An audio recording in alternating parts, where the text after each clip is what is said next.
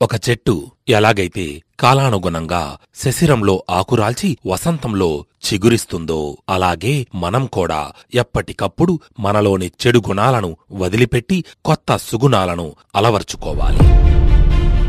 మిత్రమా, మార్పు, ఈ ప్రపంచం, పరిస్థితులు, మనుషుల ఆలోచనలు అన్నీ కాలానుగుణంగా ఎప్పటికప్పుడు మారిపోతూ ఉంటాయి.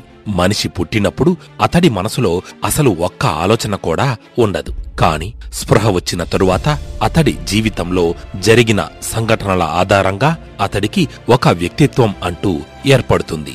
జీవితంలో ఏం సాధించాలన్నా ముందు మన వ్యక్తిత్వంలో మార్పు రావాలి. మనలో మార్పు రానంత వరకు ఎన్ని లక్ష్యాలు పెట్టుకున్నా ప్రయోజనం ఉండదు. అందుకే విజేతలు ఎప్పుడూ కూడా మార్పుకి సిద్ధంగా ఉంటారు.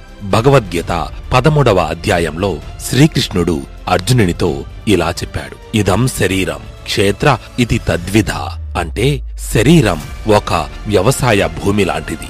వ్యవసాయ భూమిని సరిగ్గా బాగుచెయ్యకుండా, సంరక్షించకుండా ఉంటే అందులో పంటలు పండవు అని అర్థం. అలాగే మనిషి తనలోని కల్మషాన్ని, దుష్ట ఆలోచనలను, చెడు గుణాలను, ఈర్ష్య, అసూయలను, కోపాన్ని, భయాన్ని, ఆవేశాన్ని, బద్ధకాన్ని మొదలైన చెడు లక్షణాలను తొలగించుకోకపోతే అతడికి విజయం సిద్ధించదు.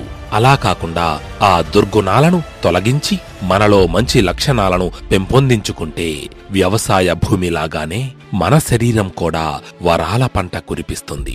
బ్రతుకు బంగారు బాట అవుతుంది అంటూ చెడు నుంచి మంచికి ఎలా పయనించాలో ఒక చక్కని ఉదాహరణతో వివరించాడు శ్రీకృష్ణ భగవానుడు. విజయం సాధించాలంటే ముందు మనలో మార్పు రావాలి. మన అభిరుచులలో, ప్రవర్తనల్లో, సంకల్పాలలో, నిర్ణయాలలో మార్పులు తీసుకోవాల్సిన అవసరం ఉంది.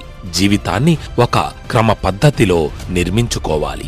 మన ఆలోచనల్లో, ఉద్దేశాలలో ఒకే లక్ష్యం, ఒకే గమ్యం, ఒకే భావం ఉండాలి. అంతేగాని ఆలోచన ఒకటి, ఆచరణ మరొకటి ఉండకూడదు. క్రమశిక్షణతో జీవితాన్ని కొనసాగిస్తూ వీలైనన్ని మంచి లక్షణాలను మనలో పెంపొందించుకోవాలి. అదే మనల్ని జీవితంలో అభివృద్ధి బాటలో నడిపిస్తుంది.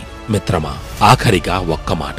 ఒక చెట్టు ఎలాగైతే కాలానుగుణంగా శశిరంలో ఆకురాల్చి వసంతంలో చిగురిస్తుందో అలాగే మనం కూడా ఎప్పటికప్పుడు మనలోని చెడు గుణాలను వదిలిపెట్టి కొత్త సుగుణాలను అలవర్చుకోవాలి.